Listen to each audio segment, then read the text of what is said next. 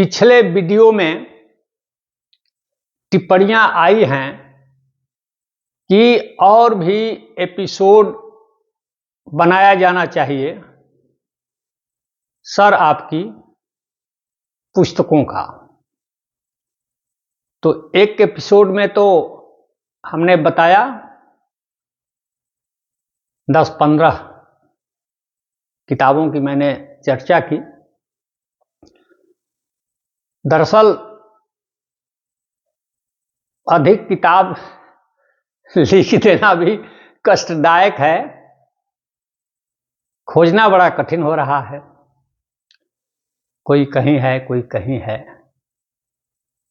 याद भी नहीं रह रहा है कि किस ईस्वी में कौन सी किताब लिखे। खोजने के क्रम में ही जब मैं हाई स्कूल में था, तो हाई स्कूल में था तो उस समय की छपी हुई 2 किताबें हमको अभी मिली हैं। अब हाई स्कूल की उम्र क्या होती होगी आप अनुभव कर रहे होंगे। संयोग से हम लोग के ज़माने में मोबाइल वगैरह का प्रचलन नहीं था और फोटो खींचने वाले स्टूडियो कम थे। काफ़ी दूरी तय कर करके लोग जाते थे स्टूडियो में फोटो खिंचवाने वगैरह के लिए। तो हाई स्कूल के फोटोग्राफ मेरे पास नहीं हैं। संयोग से किताब जो लिखे हैं उसी पर एक हाई स्कूल क्लास की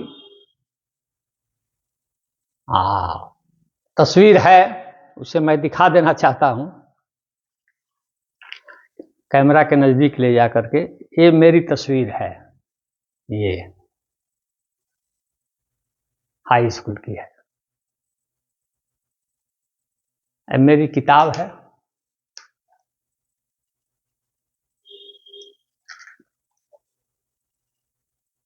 नाटक की किताब है।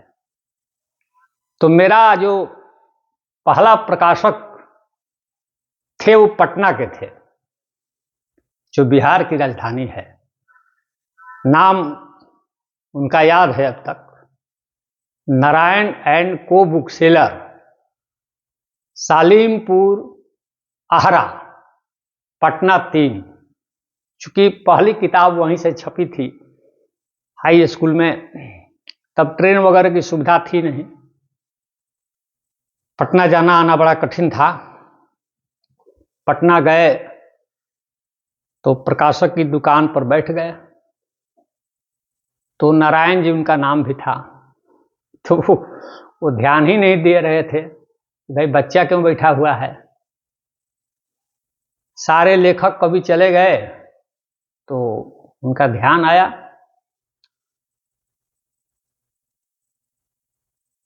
मुखातिब हुए मेरी ओर कि क्या करने आए हैं। तो उस समय 20 पैसे की एक कॉपी मिलती थी, उस पर शंकर भगवान की 3 मूर्तियां बनी होती थी। वैशाली उस कॉपी का नाम था। अब वो प्रोडक्शन कहाँ का था मुझे याद नहीं है। उसी कॉपी पर मैंने वो नाटक लिखा था। तो मैंने वही 20 पैसे वाले कॉपी जिस पर नाटक लिखा था उनको दिया और उसको पढ़े। करीब 25-30 मिनट के बाद बोले कि नाटक हम छापेंगे, बहुत शानदार है। तो पटना तो चले गए छपवाने के लिए, लेकिन दोबारा फिर पटना जाना नहीं हुआ, बहुत दूरी थी, 150 किलोमीटर। तो किताब कब छपी हमको पता नहीं चल सका। अचानक एक दिन अपने ही बाजार में घूम रहे थे तो देखे कि एक दुकान पर मेरी किताब बिक रही थी। तो 3-4 रुपये मेरे पास थे, ज़्यादा पैसे उस समय होते नहीं थे हम लोगों जैसे लोगों के पास। तो हमने उस समय प्राइस इसका था 2.5 रुपया। ये मढ़वा कर हमने रखा है ताकि पुस्तक बची रहे। तो 2.5 रुपये में एक किताब मैंने खरीद ली और लेखक हो गया। तो मैं हाई स्कूल की ये किताब मेरी लिखी हुई नाटक की किताब है, जिस पर मेरा हाई स्कूल की मेरी तस्वीर है और इस पर एक कविता है। हाई स्कूल में लिखी हुई मेरी एक कविता है, शायद आप देख रहे होंगे। एक कविता और नजदीक से दिखा देते हैं। एक कविता है। तो उस समय कक्षा 8-9 में रहे होंगे। तो उस समय मैंने जो एक कविता अपने फोटोग्राफ के नीचे दी है, वो कविता है कि शोषक वर्गों सावधान, क्रांति का डंका बजा दूंगा, समझा नहीं पागल मानव, लिखनी से आग लगा दूंगा। मिली नहीं रोशनाई तो खून भरकर कलम चला दूंगा, अन्य लक्ष्य को मुड़ी लेखनी तो जहर का घूंट पिला दूंगा। ये कविता है हाई स्कूल की। फिर से देख लीजिए। फिर दूसरी किताब नारायण एंड को बुक सेलर सालीमपुर आहारा पटना 3 से ही छपी। तो ये भी क्रांतिकारी नाटक है। इसका नाम है, ये लिखा है नारायण एंड को बुक सेलर सालीमपुर आहारा पटना 3, चिनगारी। आप नाम से तो समझ ही गए होंगे कि चिनगारी में क्या होगा। चिनगारी ही है। ये जो हमारे सोसाइटी में विषमता है और किस तरह से मजबूत आदमी कमजोर आदमी को दबा रहा है, उसी पर यह नाटक है चिनगारी।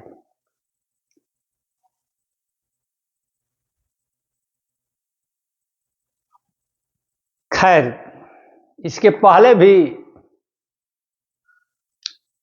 मैं जब मिडिल स्कूल और प्राइमरी स्कूल में था, उस समय भी मैं लिखता था। उस समय भी बहुत सारी कविताएं, उपन्यास, गीत तब के मैंने लिखे हैं। लेकिन अब कक्षा 3 में और कक्षा 4 में और 5 में लिखता तो वो कहाँ जाते छपवाने के लिए। इतने प्रकाशक तो थे नहीं। पटना में उस समय किताब छापने वाले प्रकाशक नहीं थे।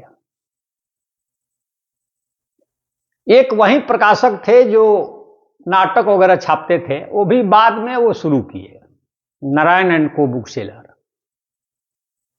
वरना साहित्य और इतिहास की किताब छापने वाले प्रकाशक नहीं थे। तो बहुत सारी चीजें, बहुत सारे गीत, बहुत सारी कविताएं, उपन्यास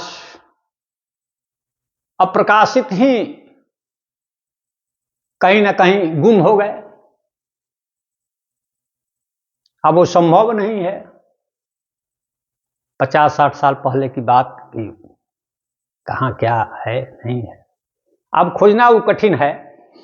तो कल के एपिसोड में हमने इतिहास का मुआयना की चर्चा की थी। तो देखे कि वीडियो में किसी ने टिप्पणी की है कि सर बांग्ला में है कि नहीं। तो आज याद आया, उस दिन तो भूल गए।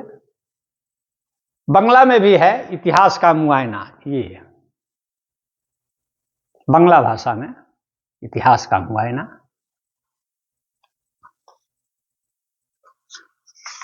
ये किताब छपी है।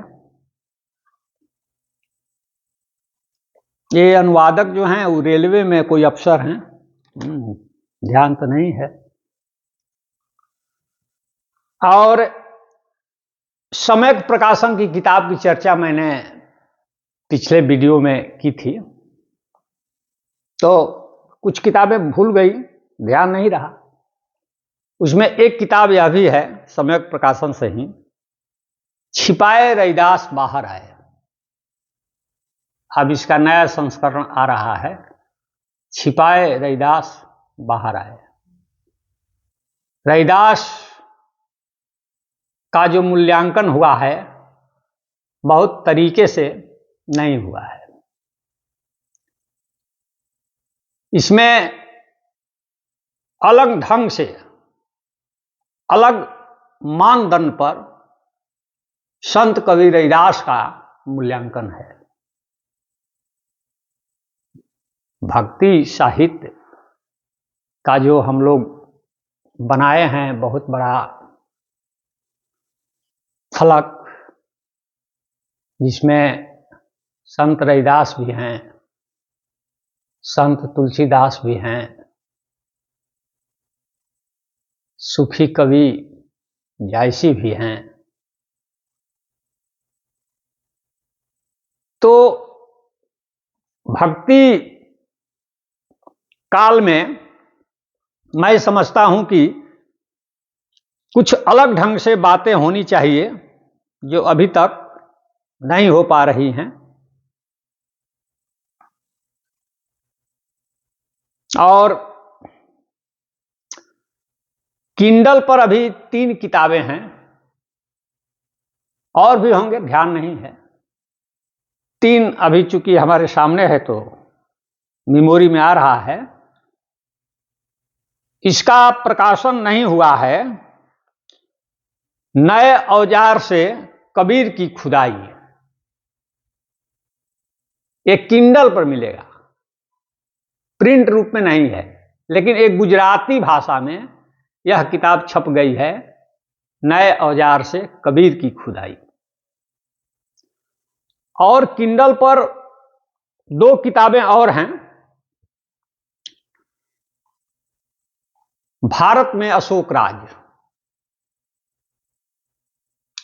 अब इसकी कॉपी मेरे ही पास है, एक किंडल पर है, प्रिंट रूप में नहीं है।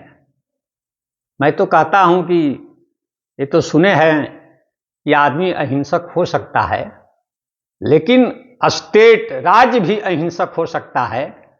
इसकी मिसाल भारत में अशोक राज ने प्रस्तुत किया है।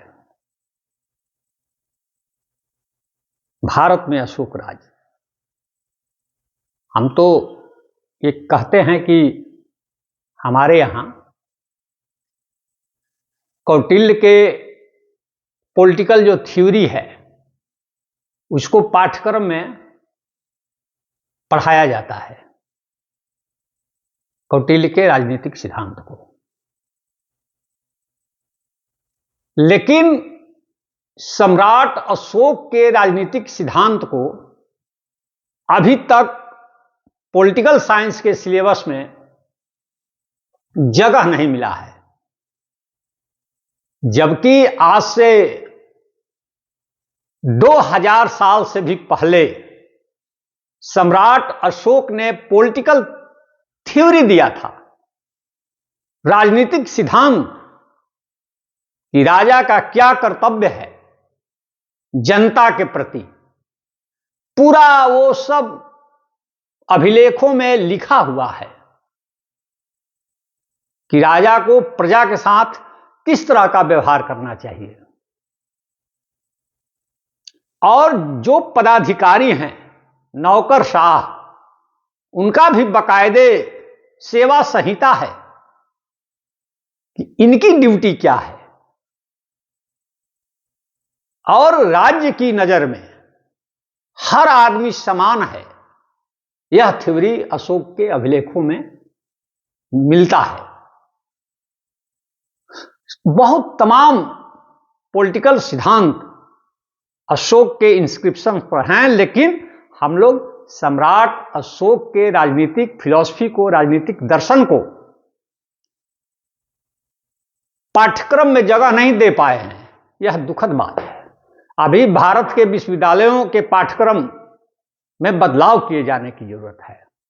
भारत में अशोक राज। किंडल पर एक और किताब है, प्राचीन भारत का बौद्ध इतिहास। ये एक किताब सामाजिक संस्था ने कोई छापी है फ्री में, निःशुल्क। लेकिन अब आप तक ये किताब पहुंचेगी या नहीं पहुंचेगी मुश्किल है। मेरे पास तो एक है, निःशुल्क यह किताब छापी गई है, लेकिन वो आप शायद आप तक न पहुंच पाए। प्राचीन भारत का बौद्ध इतिहास किंडल पर तो मिल जाएगा। तो यह इतिहास अलग तरीके से लिखा गया है। अब इसमें है कि जो हमारे यहां बुद्धों की परंपरा रही है उस स्ट्रीम को लिखा गया है कि तथागत बुद्ध से पहले जो कश्यप बुद्ध हुए, ककुसंद बुद्ध हुए, इन लोगों का जो आर्कियोलॉजिकल सबूत है, इन लोगों की जो मूर्तियां मिली हैं, जहां जहां देश विदेश में पहले के बुद्धों की चर्चा है, उस पर स्ट्रीम बनाई गई है, एक धारा बनाई गई है। भारत में बुद्धों की परंपरा, फिर यहां स्तूपों की परंपरा, माने इंडस वैली सिविलाइजेशन से लेकर के बाद के समय तक जितने भी स्तूप बने हैं उसकी धारा, ये धारा में यह इतिहास लिखा गया है। इसका अलग तकनीक है, इसी तकनीक से है। और बौद्ध कल्चर की धारा, ऐसे करके यह किताब है। बौद्ध संस्कृति की परंपरा, बौद्ध राजाओं की परंपरा, ऐसे है। अशोक, कनिष्क, हर्षवर्धन, ऐसे कर करके, फिर पाल वंश, गढ़वाल वंश, ऐसे जो बौद्ध राजे हुए हमारे यहां दक्षिण में, उत्तर में, पूर्वोत्तर में, इसकी चर्चा है इसमें, प्राचीन भारत का बौद्ध इतिहास। और इसी शैली में यह किताब लिखी गई है। कुछ किताबें मेरे ऊपर भी लिखी गई हैं, लेकिन मेरे ऊपर जो किताबें लिखी गई हैं वो मिल ही नहीं रही हैं। दो किताबें मिली हैं। एक है समाज भाषा शास्त्री राजेंद्र प्रसाद सिंह, इसको छापने वाले हैं जय भारती प्रकाशन, इलाहाबाद। समाज भाषा शास्त्री राजेंद्र प्रसाद सिंह, इसमें कमलेश्वर वगैरह, राजेंद्र यादव वगैरह के इसमें लेख हैं, तमाम लोगों के लेख हैं।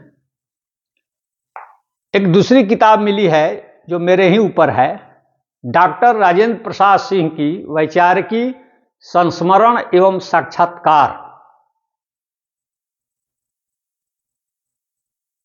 ये डॉक्टर हरे राम सिंह ने इस पुस्तक को लिखी है और इस सम्यक प्रकाशन से एक किताब छपी है।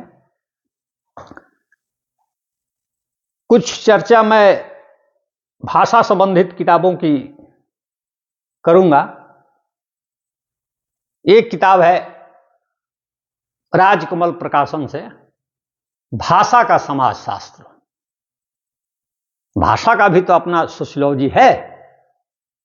हमारे यहां 3 प्रकार के वाक्य हैं। तू जा रहा है, तुम जा रहे हो, आप जा रहे हैं। अगर सबसे छोटा है, कहां तू जा रहा है? अगर उसे थोड़ा ऊंचा है, कहां तुम जा रहे हो?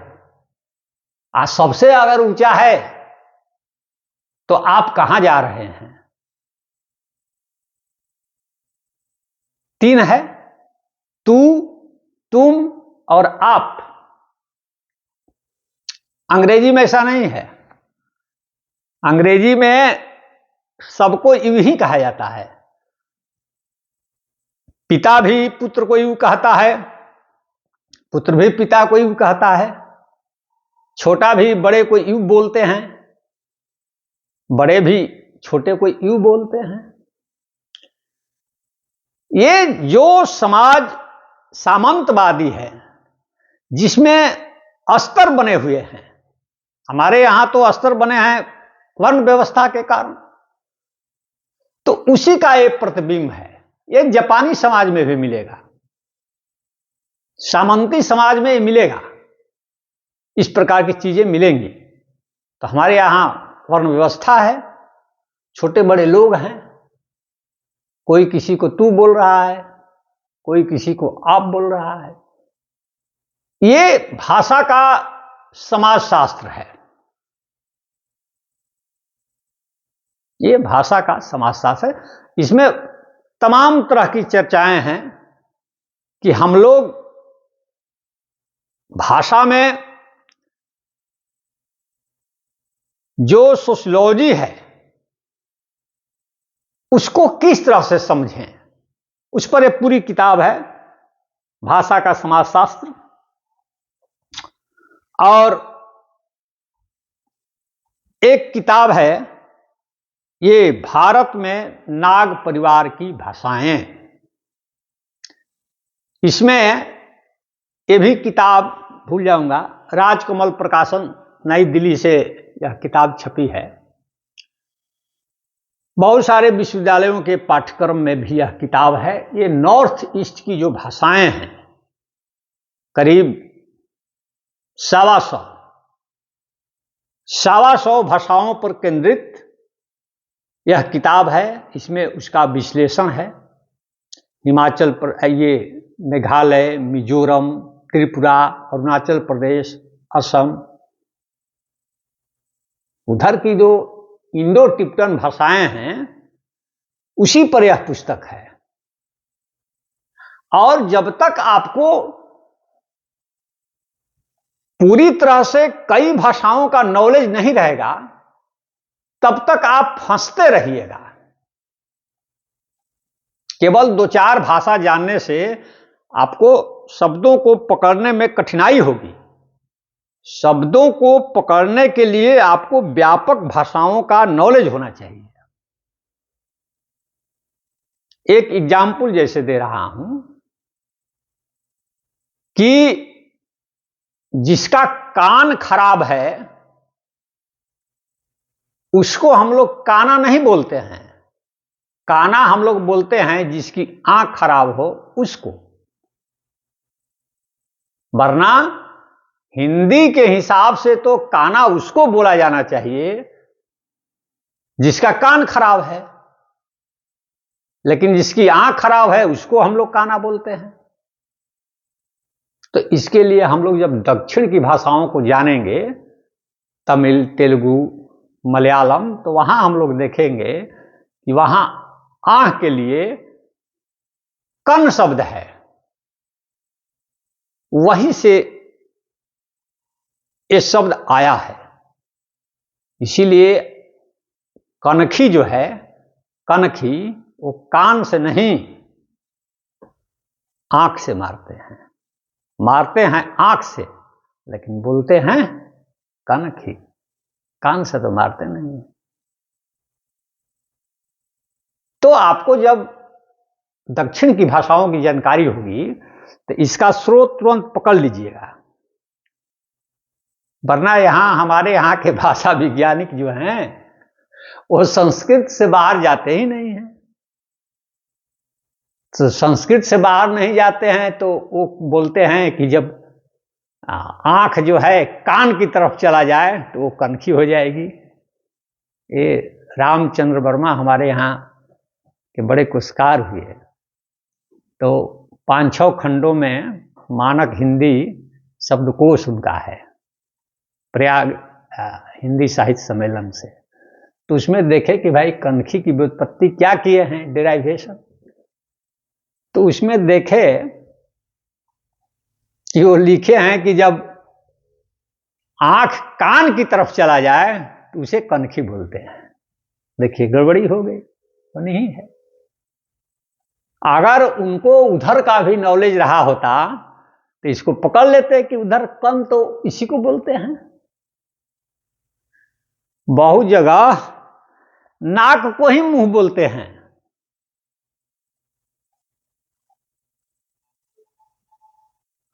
नाक को मुंह बोलते हैं। आप इधर जाइएगा, ये जो भाषाएं हैं खमेर वगैरह, मोन खमेर भाषा में, तो वहां देखिएगा कि नाक को मुंह बोलते हैं। असल में नाक में भी छेद है, मुंह में भी छिद्र की संकल्पना है, दोनों में छिद्र की संकल्पना है, इसीलिए नाक बराबर मुंह हो जाता है। इसीलिए हम लोग हिंदी में नाका का अर्थ मुहाना करते हैं। नाका बंदी कीजिए या मुहाना बंद कीजिए, नाक बराबर मुंह। ये आपको संथाली, मुंडारी हो, ये रांची क्षेत्र की जो भाषाएं हैं झारखंड की, वहां तक चले जाइएगा, माने बर्मा से होते हुए थाईलैंड, इंडोनेशिया तक, तो ये चीज आपको मिलेगी। वीडियो लंबा होते जा रहा है। अगले वीडियो में बहुत बहुत धन्यवाद।